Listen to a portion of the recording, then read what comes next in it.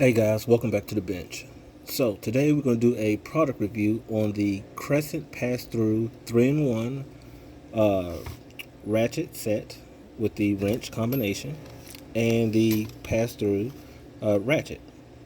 So let's start off with some of the pros and some of the cons. Now, I have been using these tools now for probably about a month and a half, and I've got some good use out of them. So first we're going to start off with the ratchet, some of the pros and cons on the ratchet itself.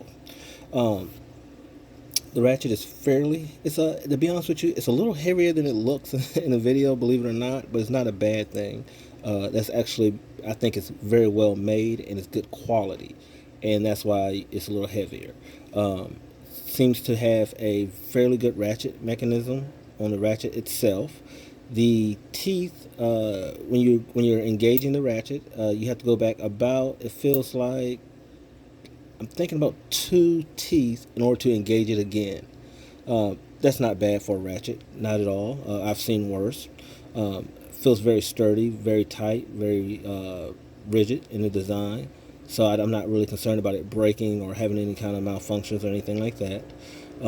It does appear to have some kind of snap ring in there, and you're not going to be able to see that in this video, but there is a snap ring down the bottom of that. I believe it's just one snap ring in there. As far as the ratchet itself goes, one of the things that I'm going to say that to me this is a negative, but to a lot of people it may not matter. But one thing I've noticed compared to the actual wrench itself is the finish on it. So if you're working in an environment where you have like oil or sweat on your hands, or maybe you're outside and maybe raining or your hands are wet for some reason, this very slick finish, I'm not a fan of it. I've noticed that when I had a little bit of cutting oil on my hands and I was trying to actually use it and grip it, it felt a little slippery, and you can still get a good grip on it. It just was a little too slippery for my liking, and I feel like we could have gone with a different kind of coating or finish on that to give yourself a little bit more grip. Thank God they didn't go with like the rubber handle designs like on the I know like Pittsburgh, they have a lot of like rubber handles, and I can't stand the rubber handles.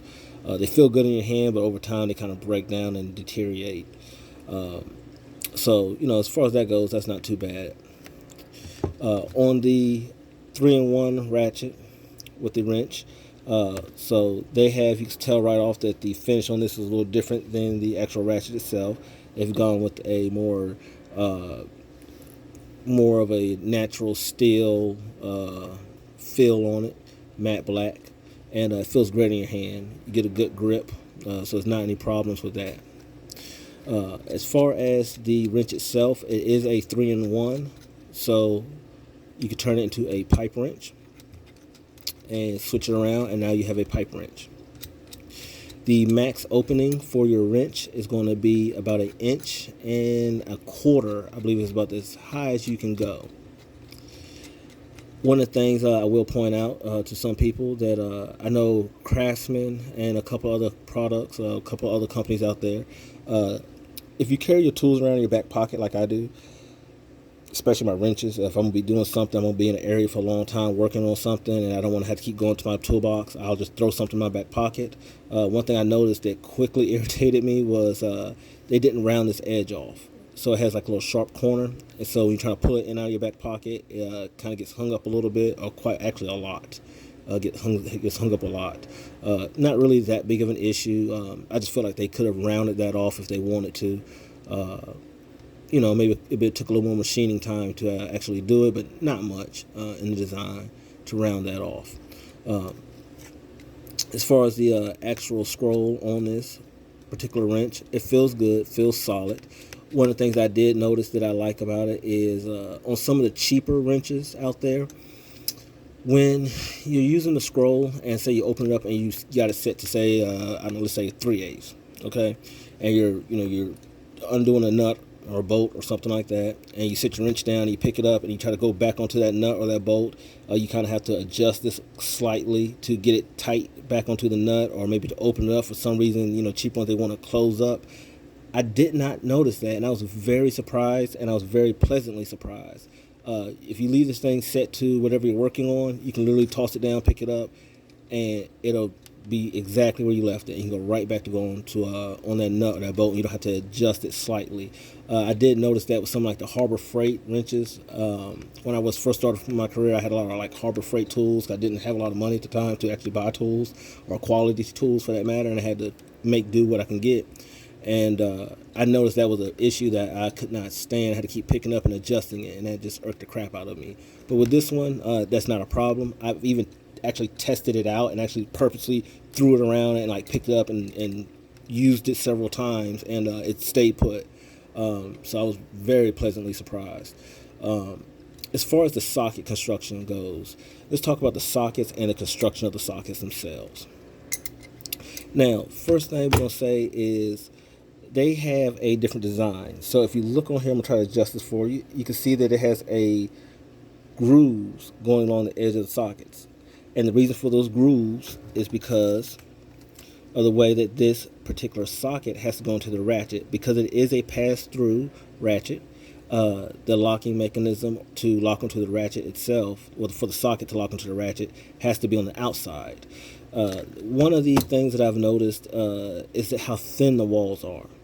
So if you look at that compared to, let's say, this Cobalt socket, the standard socket's walls are a lot thicker. So you could definitely see how you have a lot more material, a lot more metal right there, versus this thin piece of metal that you have. It's a very noticeable difference. Almost, I would say, way more than half of it, the material is missing. That may not be a big deal or a big issue. I haven't done any kind of real stress test to see what's the breaking point for something like that. But I'm sure there is a difference because it's just less material. But that's something to take in consideration. I wouldn't try using something like this on if you say you had like an old car sitting outside for 5 years and you're trying to change the oil on it, and the bolt to oil pan is like rusted up and it's like seized up, and you're trying to really get to it and break it loose. I don't know how strong this will actually be. It may be strong enough. I'm sure the Crescent company or whoever designed this has done some stress tests on it, and it may work just as well as something like this. Maybe because it's round, that's maybe where it gets some of its force from. So it may hold up. That's something that kind of concerns me a little bit. I would like to get some more information on that and see what kind of testing they did with that particular product and that design. But as far as that goes, I mean, it's not really an issue. It seems to be holding up pretty good. I've used them a lot for work and haven't had any issues with these particular sockets themselves. Now, speaking of these sockets, I will say that one thing I've noticed is that these sockets, I'm not sure how they're machined, but I will point out that there's a difference in the thickness. I think they're pressing or do some kind of press or punch machining process to make these sockets. Because if you look right here on this particular wall, you can see how much thicker this wall is compared to this side. You see right there, guys, how it's so much thinner than it is over here. And there are several sockets that come in the set that are like that. I'm sure it has something to do with the way they're machining these sockets, but you don't really see that when you're dealing with, like, say, this Cobalt socket. That's uniformly round, all the way around. The thickness is equal. I don't know how that would affect, say, I've seen sockets very rarely, but I have seen them where they will split down the seams of them if you have a very thin wall. And that's why I was kind of concerned earlier what I was saying about this back side right here being a little thin. But like I said, it may not be an issue. I've used them for, like I said, a month. Never had any issues with them lining up or the actual sockets lining up onto the bolts or shafts that I'm trying to get down onto. So probably not that big of a deal, but it's something that I think you should be aware of, and I'm just kind of pointing it out to you guys. And it's not all these sockets are that way, but there are some in the pack that will be that way. A lot of them are perfectly round, but you will find every once in a while one of them that is not.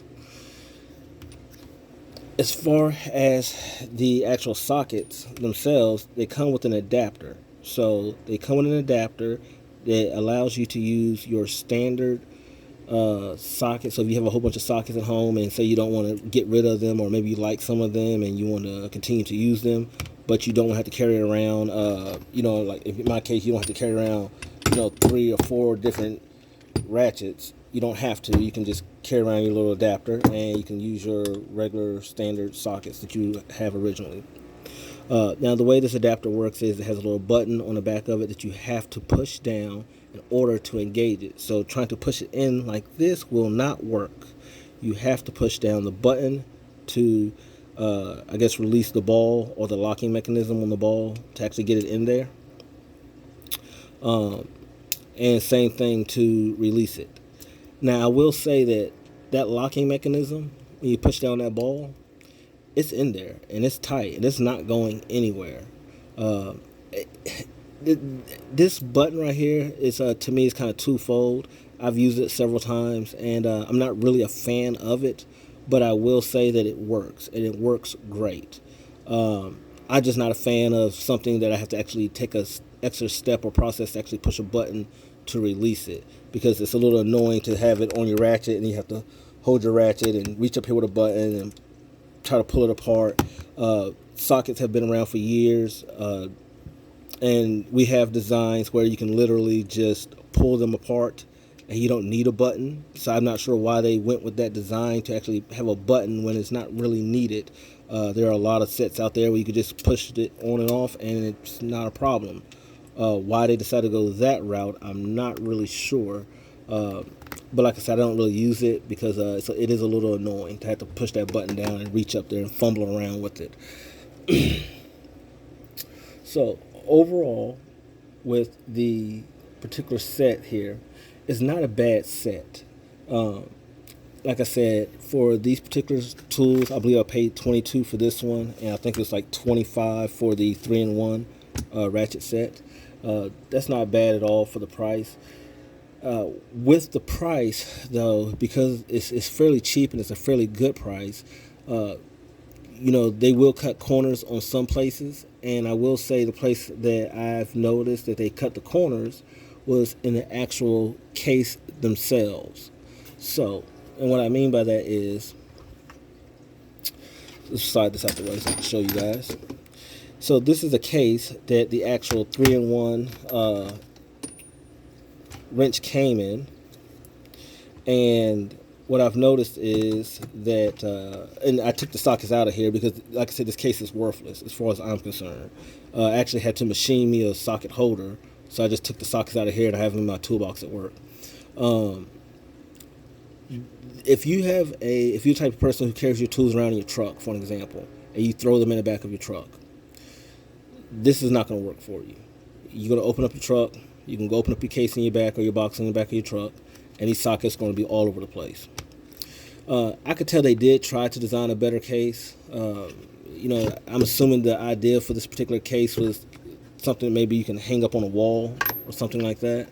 And even still, for that design, it's not a good one. You can have the sockets in here, and if you literally had it up like this, and if you weren't touching it, it'll probably be okay. But the moment this thing tilts in any kind of direction, those sockets are going to fall out. At least it did for me. Now, far as the ratchet goes, the case they gave you for your ratchet, that one's a little bit better. It's a little better quality design. And the reason why I believe that is because if you look right here in the middle of the case, they have this little round part right here that is missing out of the, this little round piece in the middle is missing out of here. So I believe that's probably the flaw in this. Now, so that means that with this one, these sockets actually stay in the holder and they don't fall out. The thing I don't like about this particular case is the fact that in order to get the sockets out of the case, it takes some force to get them out. Okay, so some of them can be like this one, for example. If I was at work and I was trying to use this particular socket, what I'm going to have to do is I'm going to have to actually stop what I'm doing and actually, hold on, like, shit. Like, I really am trying to get it out for you guys. And, like, that's what I'm saying. Like, okay, that's how hard it is to get them out. That is ridiculous. If I was, time is money. I want to be able to reach in my toolbox and just grab a socket and pull it out and keep going. I don't want to have to sit here and literally struggle. I'm not even going to try to even get it out at this point. To me, that just shows right there, like, the case design on these things were just terrible. Okay, and I mean, I figure, for 25 bucks or 22 bucks for what these tools cost, they are good tools. They're good sockets. If they have to cut corners somewhere, I'd rather it be in the case than it would be in the tools themselves. I feel like they could have maybe came up with a design to where you could maybe have some kind of pouch or something that if you want to throw them in your truck or in the back of your toolbox or something like that, that the sockets would kind of stay in place, and it wouldn't be an issue, and you wouldn't have to do that. And it can be done. You can have good quality designs like that for the case for your tools that you're carrying around. And I feel like that's a very important thing when you're designing tools to put out in the market for your customers. Something like that, like I said, you saw me, guys. Y'all saw me trying to pull that thing out. And I mean, that was ridiculous how much force I had to put into that thing to get it out. But it can be done. Other companies have done it and done a great job at finding cases for your tools. So that's something to take in consideration. So, as far as these tools go, I would recommend them. They're good quality. They seem to be very durable. I haven't had any issues out of them so far. As far as the price point goes, I think the price point is right on the money. It's comparable to other tools that you get out there on the market.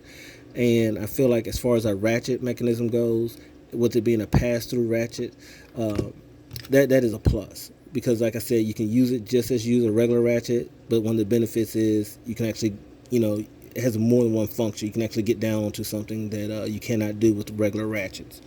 And, if you're in the market for a good ratchet or a good ratchet set, I highly recommend not going with the standard design and going to a pass-through ratchet, because there will be a lot of situations where something like this will come in handy more often than not than your standard ratchets and sockets. And I have a lot of them. I mean, I have, a lot of ratchets over the years that I've purchased. I have a lot of them in my toolbox. I have a lot of them up on my wall, pass through, deep wells, all the extensions I needed. I have a lot more of them in my toolbox at work. So, I'm very happy with this design and this particular product. Well, guys, that's the video for these pass-through ratchets. If you like it, definitely pick one up. Until then, I'll see you next time.